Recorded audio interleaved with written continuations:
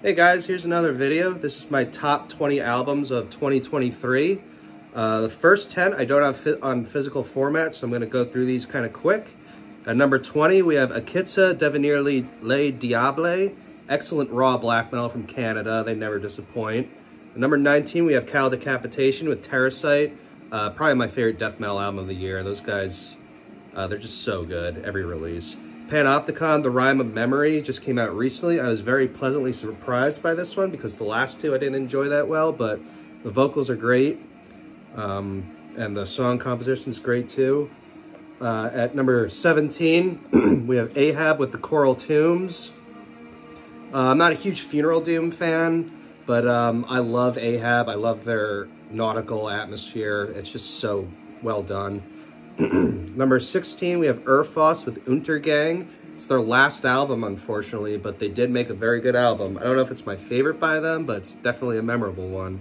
15, we have Goat with Medicine. Finally, these guys have made a good album. The last two I didn't really like that much, but this one's back to form. I enjoyed it a lot.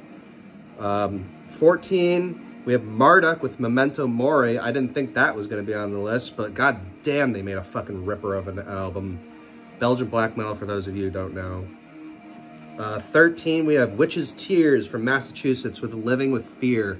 Excellent psych doom. I love everything those guys do. Great band.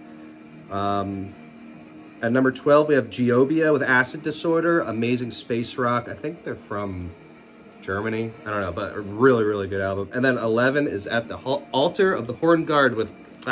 At the Altar of the Horned God with Heart of Silence. Amazing shit.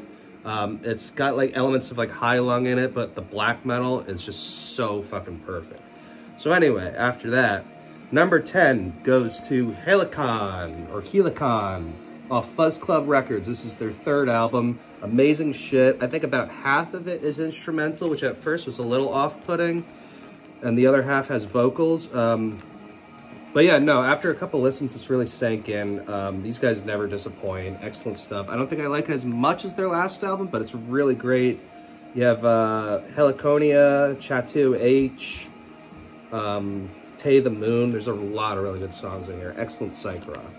After that, number 9, we have Brian Jonestown Massacre with The Future Is Your Past. Excellent album, like usual from these guys. And the fun part is they actually give you a thing of crayons so you can like color. You see how it's all like white and even the inlay. It's like a whole fucking coloring book. But yeah, no, this is a great album. I don't like it quite as much as the last one with the cat on the front. The name's escaping me at the moment. But this has a lot of really good songs. Fudge, Your Mind Is My Cafe, As the Carousel Swings. Pretty much the whole thing is great. It's just, with Brian Jonestown Massacre, it's a matter of like tiers. Like they don't make anything bad. They almost don't even make anything mid-tier either. It's all just a matter of like, I think like probably the lowest score I would give one of their albums is like a 7.5, if that. They're just absolutely phenomenal band. I'm gonna have to do my Brian Jonestown collection coming up soon. So anyway, number 8 goes to Orme, or Orm, O-R-M-E. This is their self-titled first album, debut album, 3-piece drone project with psychedelic doom metal. Sign me the fuck up. This album is absolutely fucking amazing. And fucking like, just really dark too. I love the album cover. So it's 2 songs. The first one's 42 minutes. The second one is 53 minutes and change. So it's 2 discs. Obviously, they don't have a vinyl release for this, but it's an amazing piece of music. You have to be in the mood for it because it's, you know, drone, and it's very evil sounding, but amazing, amazing first release by these guys. After that, number 7 is the new Night Beats with Rajan, or Rahan. I didn't really like this at first, but then I listened to it a couple times and I really dug the style they were going for. I love the bass lines. It's just a very calm, nice album. It's totally different from their last one, Outlaw R&B. I like Outlaw R&B a little bit better, but this one's really good for what they're going for.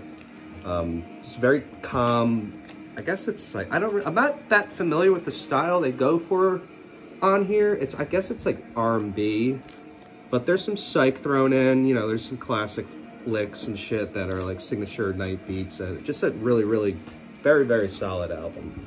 Excellent band. After that, at number 6 is Domcraft with Sonic Moons. This album's fucking awesome, just like all of their shit. Just more excellent psychedelic doom metal. I think I like the last album, Seeds, like a tiny bit better, but this one is just great. So many fucking good songs. Stellar Words, or I don't know, I can't read these. There's so many. It's just, the whole thing's psychedelic. I like every song on here though. It's just a amazing album. I love these guys. I love the fucking single from this, Slow Burner. So good. Whispers took a little while to grow on me, the other single on this, but once I got it, I was like totally in it. Yeah, these guys, I know I keep saying this for every fucking band on here, but they can't do any wrong. They're one of the best bands out there.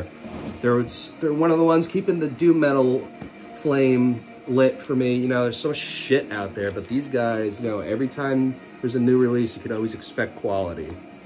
After that is the new Marth with, this is number 5. The new Marth, this is, or Marth, whatever, this is off Southern Lord Records. This is her first full length. She had an EP before this, which was fucking awesome.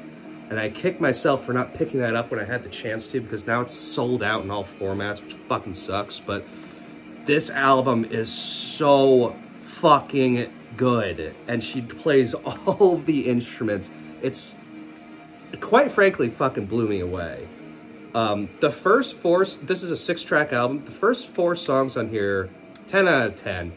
Excellent, battery sounding, old school, atmospheric, black, doom, heavy metal, I don't know. But she plays all the instruments, she does all the vocals. Just excellent, excellent shit. I can't rave about this enough.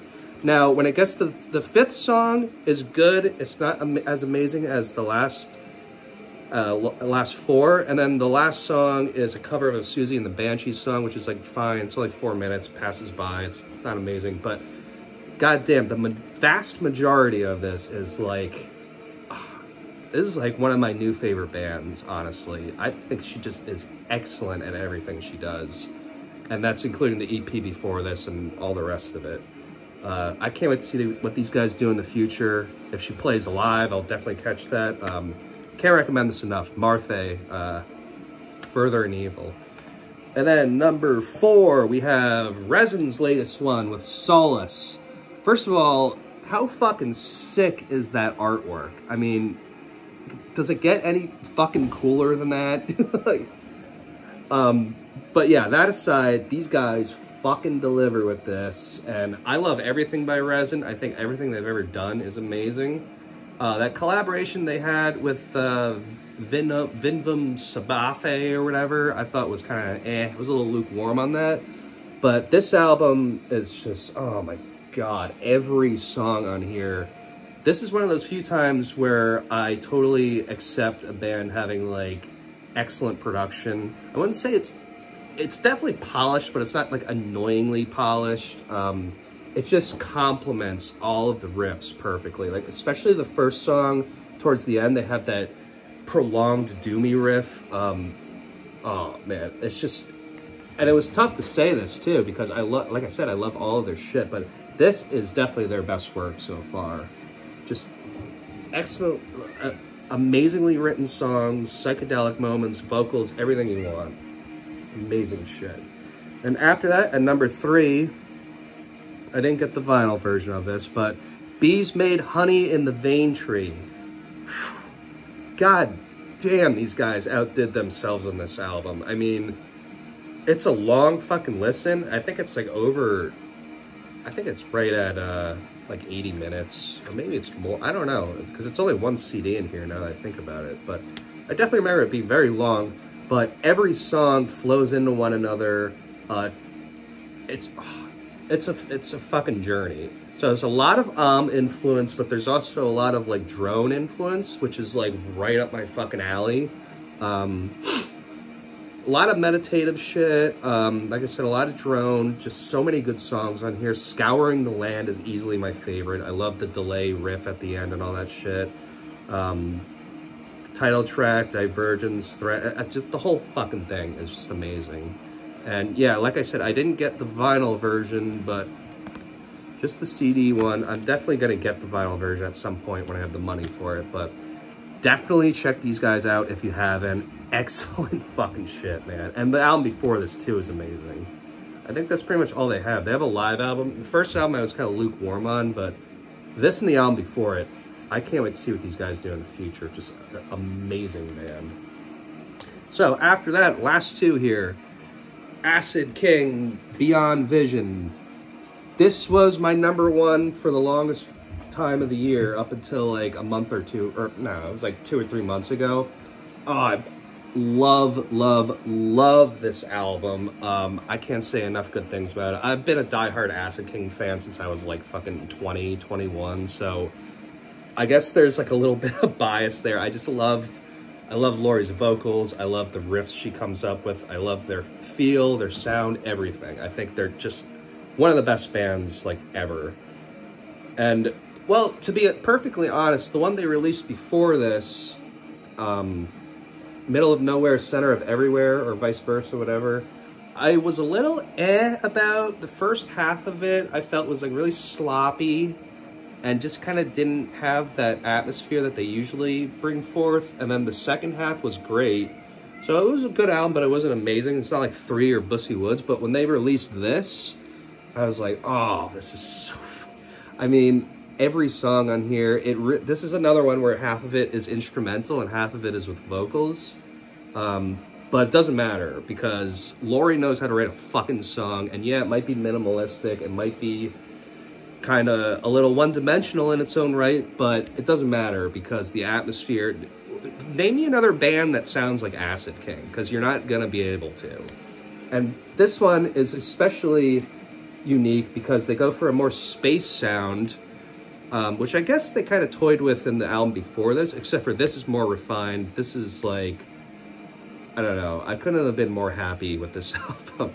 And I was a little off-put at first when it was like half instrumental, but I mean, you have songs like Mind's Eye, which was their single, 90 Seconds, which was my like most listened to song of the year. That song is like, oh, I can't wait till they come to the East Coast. Electromagnetic, excellent song. Beyond, I mean, every song, it's just, I fucking love these guys. This album is absolutely amazing. And it would have been #1 had it not been for these new upcomers that I've released their first full length this year. These guys are from California. They're a very, very new band. And this is Sloth with their self-titled. Oh my God. I just, like, the first time I heard this through, I was like, yep, checks all the boxes. Every last single thing I want to hear in my doom metal is in this album. You have amazing vocals, weird but like horror movie-esque, kind of like a little like Uncle Acid-y vibe, like Electric Wizard thrown in there. You have, well, quite frankly, like Electric Wizard worship riffs, but done tastefully. And then the best part about this music, in my opinion, are the soaring psychedelic solos that just overlap and go on top of each other and on top for like minutes on end. And you just, I could listen to it for fucking hours. I've listened to this album so many fucking times, and I'm like, first of all, I love supporting the underdog if the underdog rises to the occasion. And this is one of those examples because god fucking damn does this album rip, man. I mean, from start to finish, I cannot recommend this band enough. I hope they have a long and fruitful career because if this album is indicative of the direction they're going musically, I cannot fucking wait for the future shit. I was so blown away by this, like just through and through. And that's fucking a lot to say because you're beating out bands like Acid King and Resin and even like Orm and shit like that. I mean, fuck, man. We need more doom metal like this, not like fucking Baroness and Chemist and all these boring, safe, Mastodon, dopey doom metal that's out nowadays. I want more grimy, fucking psychedelic, actual acid-tripped out music like this. This, again, I can't say enough good things. I could just sit here for fucking days rambling about this, but I'll end it there. This is my album of the year, Sloth, self-titled. It's on Swamp Records. They're from California. Check this shit out. So that's my top 20 albums of 2023. Hope you guys enjoyed it. I can't wait for next year's music. And yeah, I'll catch you later.